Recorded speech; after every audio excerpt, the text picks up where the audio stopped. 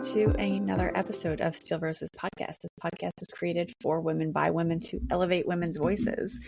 Welcome to another episode. Thank you so much for joining me for this week's episode. I'm recording this post my twins' birthday weekend. It got a little off track.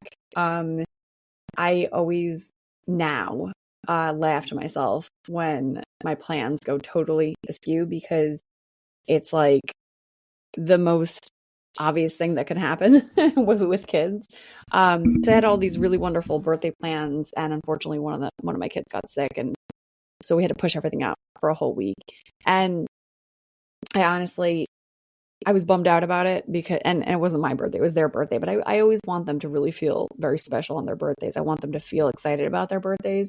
So, I was pretty bummed out about it, but then I remembered that, you celebrate things when you want to celebrate them. You prioritize things when you prioritize them. And while it's nice, yes, to do it on the day of, there's no taking away from it when you celebrate it later. So I've basically told them like, oh, you're going to get to have many celebrations for your birthday.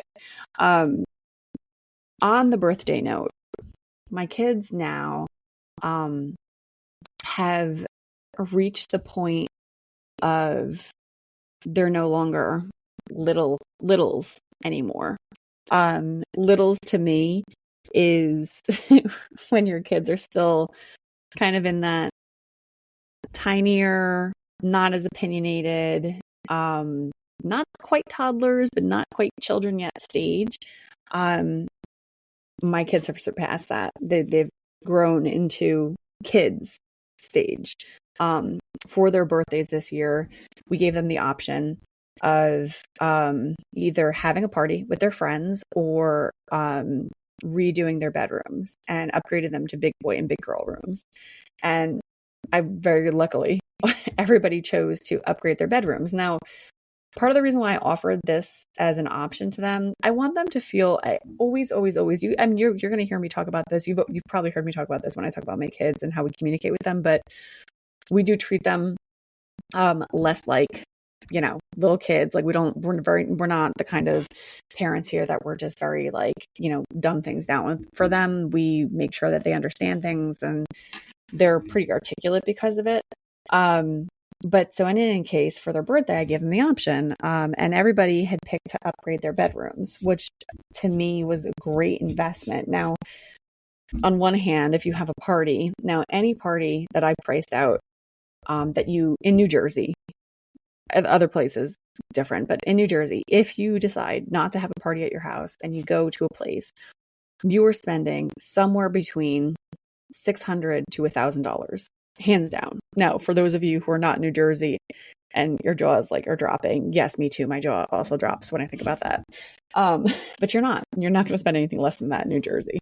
Then the flip of it is, okay, well, maybe I'll just have a party at the house. Everyone can come to the house and we can figure something out.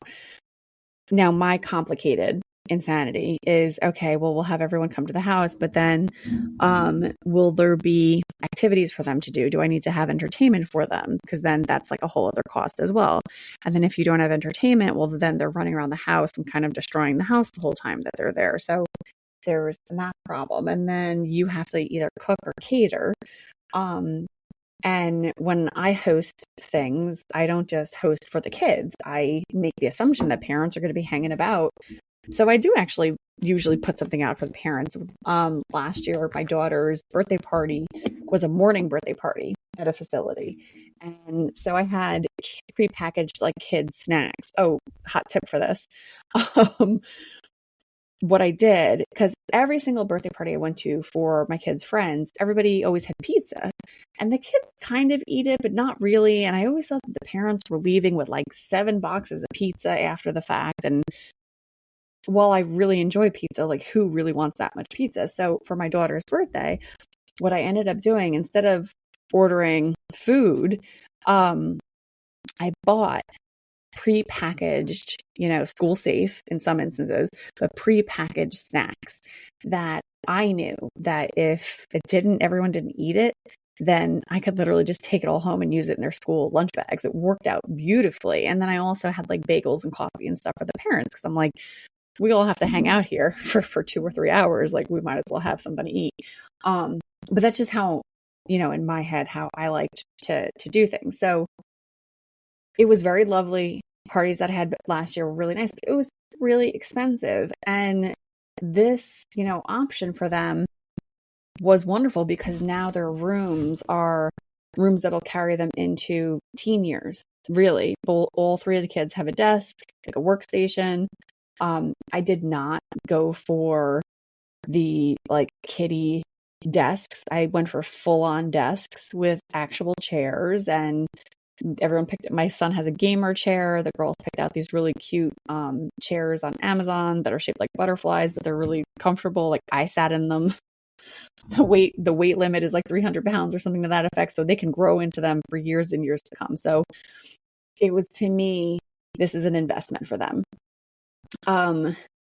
Outside of like the logistics, because my head always goes to the logistics of everything. Outside of the logistics of it, I had this moment, and I'll probably get a little emotional talking about it, but I had this moment after my son turned 8 last month. My twins turned 7. Now, I didn't feel it as much as on my son's birthday. Something about my son getting older.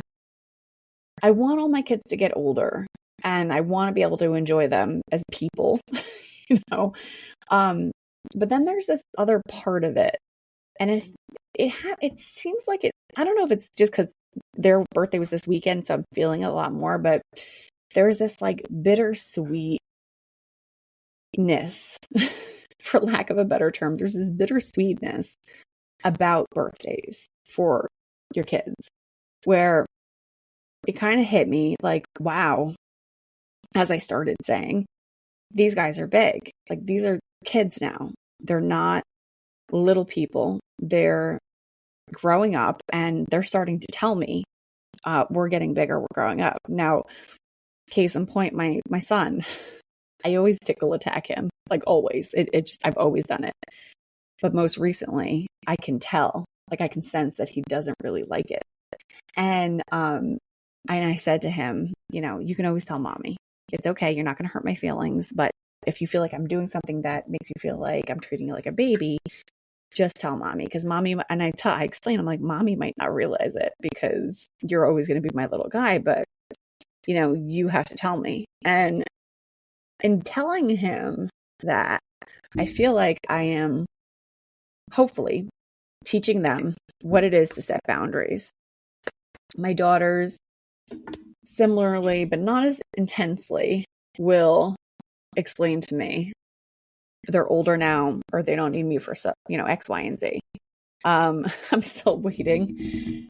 I'm waiting, again, bittersweetly, for the moment that they tell me they don't need me to like tuck them in at night.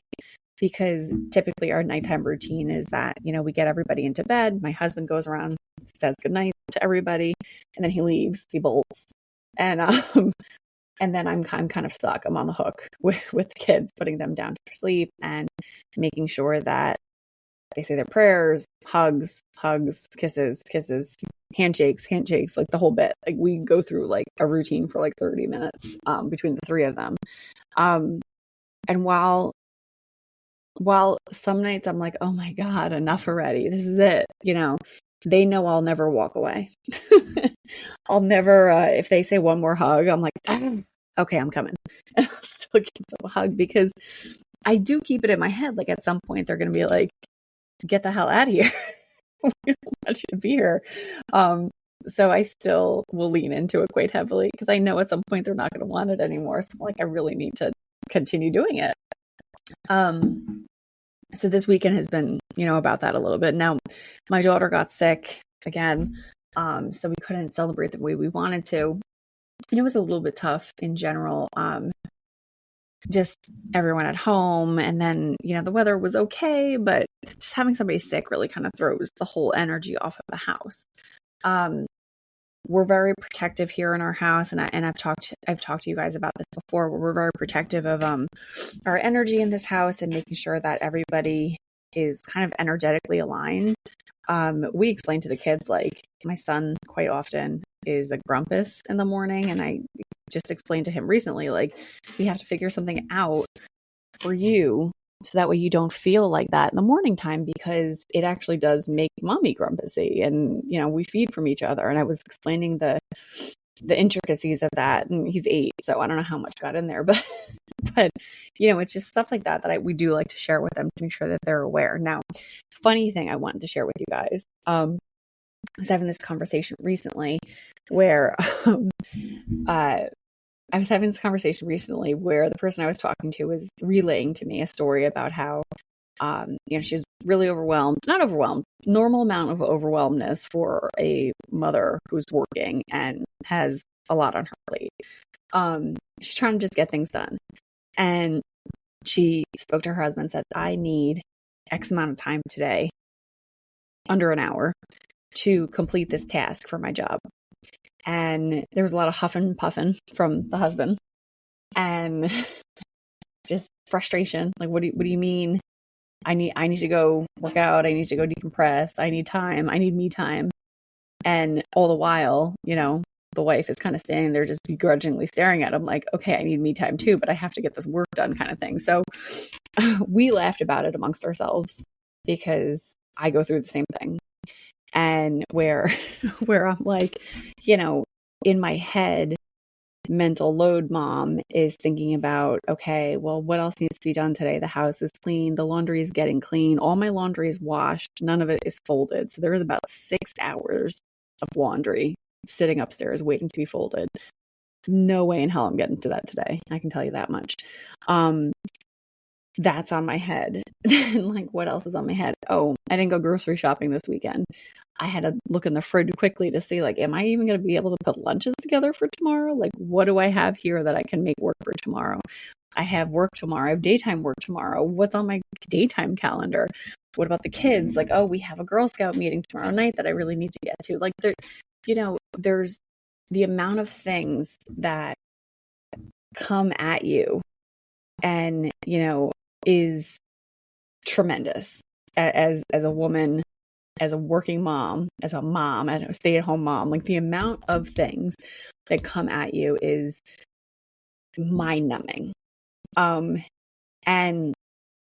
it can get incredibly overwhelming very fast. So the reason why I'm sharing all that is because I was having this conversation and we chuckled about it. We had a laugh. We compared some stories, and then, we kind of just moved on with our day, because at the end of the day, it's like, we know that husbands are kind of just like this. Now, for some of you listening, you might be saying to me, like, no, husbands are not like this. You have to put them in their place.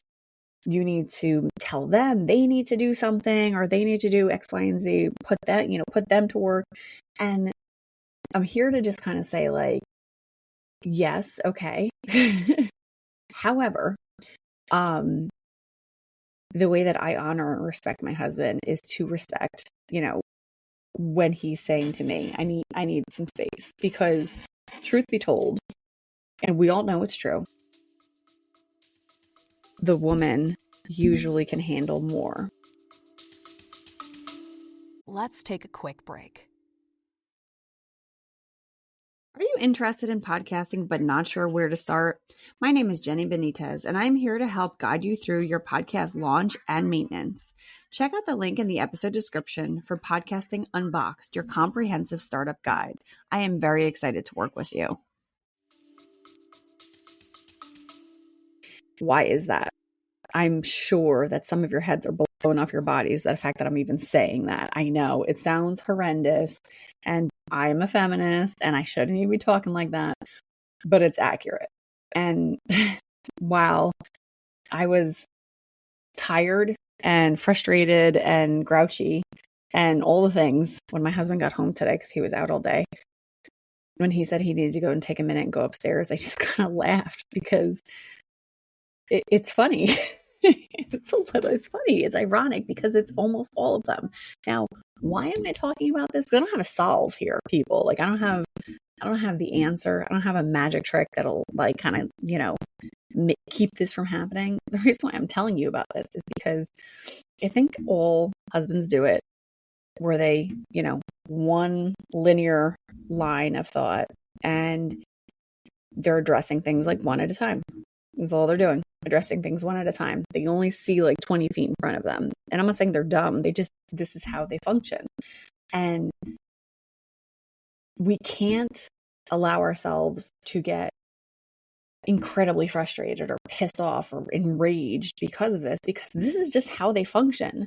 And the reality of it is, if you want to remain married, then you figure out a way to make that work for you and to make it so that you can get things done on your own terms too. Now, I make it a point to make sure that I have my allotted time where I need to work on my podcast. It doesn't always work out in my favor, and sometimes I have to pivot, but I happen to be able to do that. Like I have that mental capacity to be able to pivot.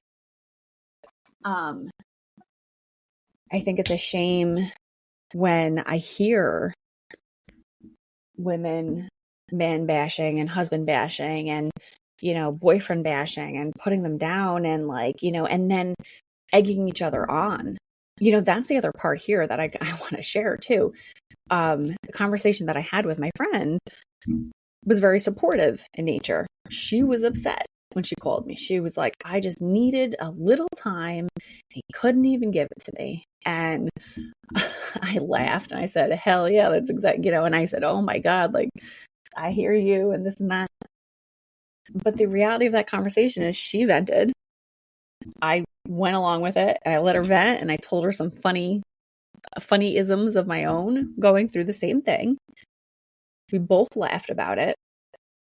And then she went on with her day and I went on with mine, and there was no judgment, and she's okay. It didn't balloon into some ridiculous fight, and things are fine. That's really what you need. And, I know a majority of the episodes on the podcast are really focused on these really great guests that we have, but I don't want to lose the fact that this podcast is here to make sure that you all feel like you're not alone, that you're supported. So I'm using this example to show you what it is to have a non-judgmental conversation with another woman. You should be able to find someone, I hope, because it seems very few and far between from what I've seen. But I do hope that you do have someone in your life that you can speak to in a manner where you can take the guards down and just shoot the breeze without feeling like you're going to walk away from that conversation with them judging you and thinking poor of you. For someone to be able to vent and open up about like, oh my gosh, my husband was I'm so annoyed with him. I protect my husband at all costs. I will never speak ill of him anywhere. But, there's always those little things that are like, piss you off and this and that or whatever. And you want to be able to talk to someone about it without feeling like they're going to run around and be like, oh my gosh, he's such a horrible person. Because he's not. He's a human being.